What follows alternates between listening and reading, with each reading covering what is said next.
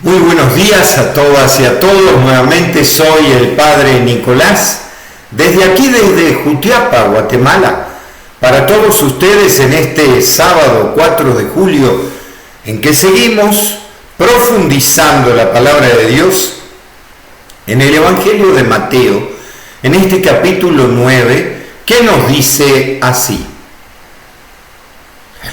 En aquel tiempo, los discípulos de Juan fueron a ver a Jesús y le preguntaron: ¿por qué tus discípulos no ayunan mientras nosotros y los fariseos sí ayunamos? Jesús le respondió: ¿cómo pueden llevar luto los amigos del esposo mientras él está con ellos? Pero ya vendrán días en que se les quitará al esposo y entonces sí ayunarán.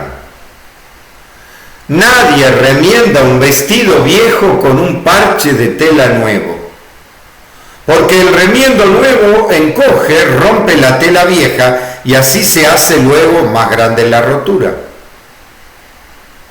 Nadie echa el vino nuevo en odres viejos, porque los odres se rasgan, se tira el vino y se echan a perder los odres.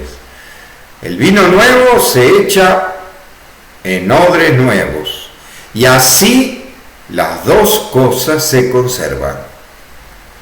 Esto es palabra de Dios. Te alabamos, Señor.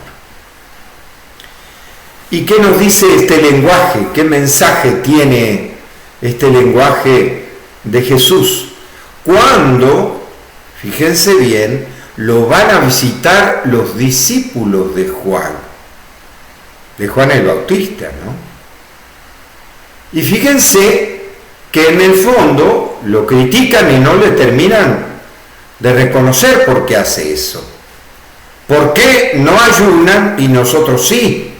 O sea, los mismos discípulos de Juan están viendo el cambio que hay en Jesús.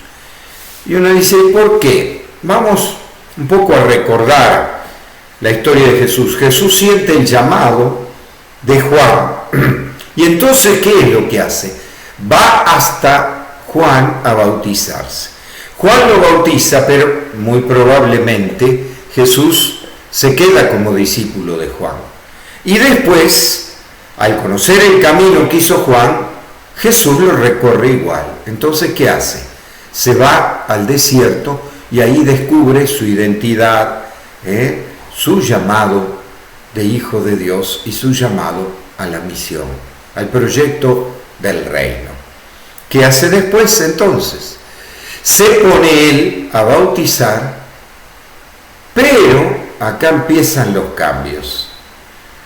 Después es el mismo Jesús el que enseña a sus discípulos a bautizar. Y acá ya empezaron a cambiar las cosas. Y una dice, ¿por qué? Porque Juan el Bautista, como todos los profetas y todos los rabinos de su época, el que hacía el signo profético era él. Por ejemplo, el único que bautizaba era Juan. Juan tenía discípulos, pero el único que bautizaba era Juan. En cambio, Jesús empieza a hacer cambios. ¿Cuál? Empieza primero a bautizar él y después a enseñar a sus discípulos a bautizar. Y los envía a misionar, o sea, a bautizar. Y no solo, comienza a hacer signos del reino, comienza a hacer milagros y les enseña a sus discípulos a hacerlo, a curar a los enfermos, a animar a los que están solos. Y claro, el proyecto de Jesús está resumido en las bienaventuranzas, que en realidad las bienaventuranzas rompen con la estructura de espiritualidad del Antiguo Testamento. ¿Y por qué? Porque plantea toda una visión de Dios que no es la del Antiguo Testamento. En el Antiguo Testamento Dios era inalcanzable, no se podía ni pronunciar el nombre. Dios era castigador, si me portaba bien me bendecía con la riqueza, con la salud, y si me portaba mal me castigaba con la enfermedad, con el dolor, o que vencía mi enemigo contra mí.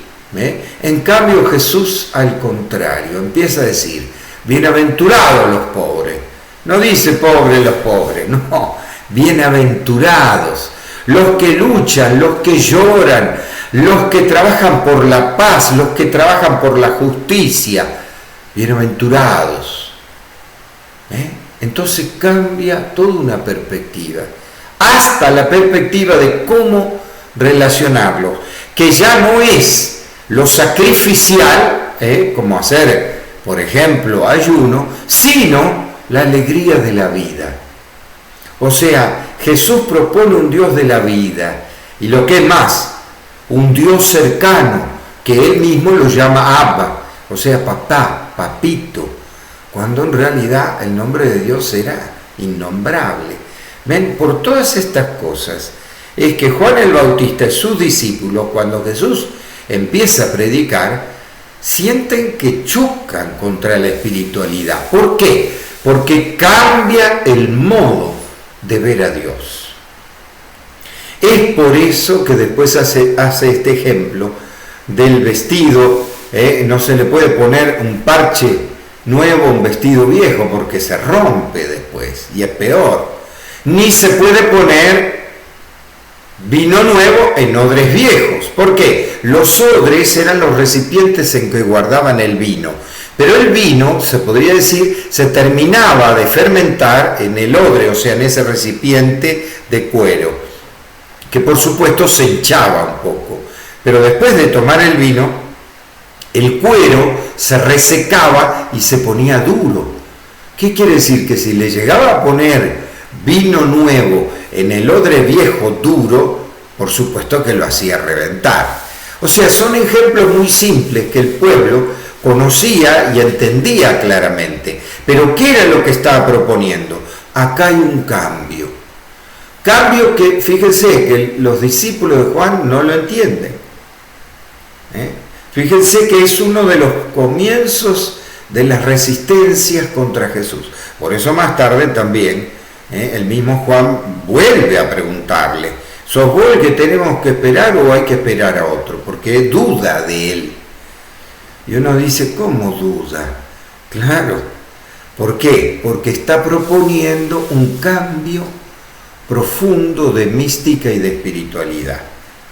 Está proponiendo algo diferente, que más tarde también él lo reconoce. ¿Por qué? Porque él dice, vino Juan, que era austero, no comía, y entonces ustedes decían que era un loco. Y ahora viene el Hijo del Hombre, que come y bebe, y dicen que es un comilón, un glotón y un bebedor. Como diciendo, no se conforman con nada. Pero sí está provocando un contraste entre lo antiguo, del Antiguo Testamento que llegó hasta Juan, y lo nuevo, que es otra perspectiva. La perspectiva de la misericordia, de la justicia, de la verdad y de la vida. La perspectiva de la buena noticia, o sea, el Evangelio. La buena noticia que es el mismo Jesús, o sea, el Dios con nosotros. Y el Dios con nosotros no viene a castigar, viene a traer justamente los signos del reino, que es la vida, el curar, el sanar, el alegrar, el dar paz. Y por eso es cierto que también en Juan, en los discípulos de Juan, se encuentra esta duda, esta confusión. Más tarde dudarán también los fariseos, dudarán los escribas que lo tratan de matar. Y los únicos que no dudan son ¿quiénes? Los pequeños, como habíamos hablado el otro día, los sencillos. Ven que esa buena noticia es felicidad, es alegría. ¿Por qué? Porque en el fondo, tomar el proyecto de Jesús, tomar la conciencia de este Dios creador tierno, de este Dios que sabe perdonar, que es tan misericordioso, claro, nos cambia el corazón. Es por eso que ahora, en este cambio epocal, más que nunca tenemos que decir, a ver, ¿cuáles serían los conceptos de Dios para el hoy?